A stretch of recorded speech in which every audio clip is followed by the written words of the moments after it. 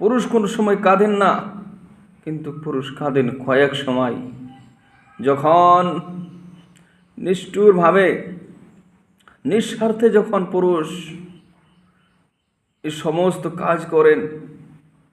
এর মাধ্যমে যখন সবথেকে বড় সম্পদ যখন বাবা চলে যায়, তখন সমস্ত বোঝা যখন নিজের উপরে চেপে আসে,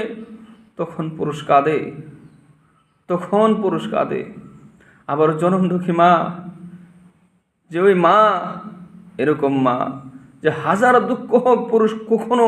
কারো সম্মুখে নিজের দুঃখ প্রকাশ করে না, কিন্তু মার নিকটে যায় অবশ্যই মার কোলে শুতে পারে। ছেলে যতই বড় হোক, বুড়ো হয়ে যাক, এরপরও যদি মা জীবিত থাকে, ওই ছেলেটা মার নিকটে যায় যেন 5-6 মাসের বাচ্চা হয়ে যায়, সমস্ত দুঃখ ছেলের মতো হু হু করে বলতে পারে, গিরগিরে বলতে পারে, শরম করে না। কিন্তু পুরুষ অন্য কারো সম্মুখে কোনো দিন নিজের কথা ব্যক্ত করে না, কিন্তু ওই মা যখন চলে যায় তখনও পুরুষ কাঁদে। আর একটা হইল, এই পুরুষ যার জন্য জীবনটাকে বিলীন করে দিল, সমস্ত কষ্টকে সহ্য করে যে বিবির জন্য সব কিছু করলো, ওই বিবি যখন তার সাথে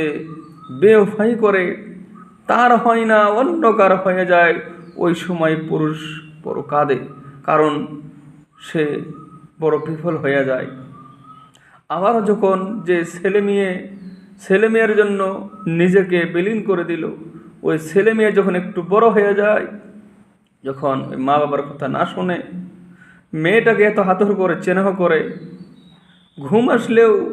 যদি ছেলে মেয়ে একবার রাত্রে করে নিজের ঘুম ভেঙে যায়, দেখে কি হয়েছে ছটফট করে, কিন্তু ওই মেয়ে যখন একটু উড়ালপাড়া শিখে যায়, উড়ে যখন অন্যখানে চলে যায়, ওই বাবার কথা শোনে না, তখন ওই পুরুষ একটু কাঁদে যে আমি বিফল হয়ে গেলাম, সারা জীবনের পরিশ্রম যা কিছু করেছিলাম, আশা করেছিলাম, সব আশা ভেঙে চূর্ণ বিচূর্ণ হয়ে গেল। ওই সময় পুরুষ কাঁদে,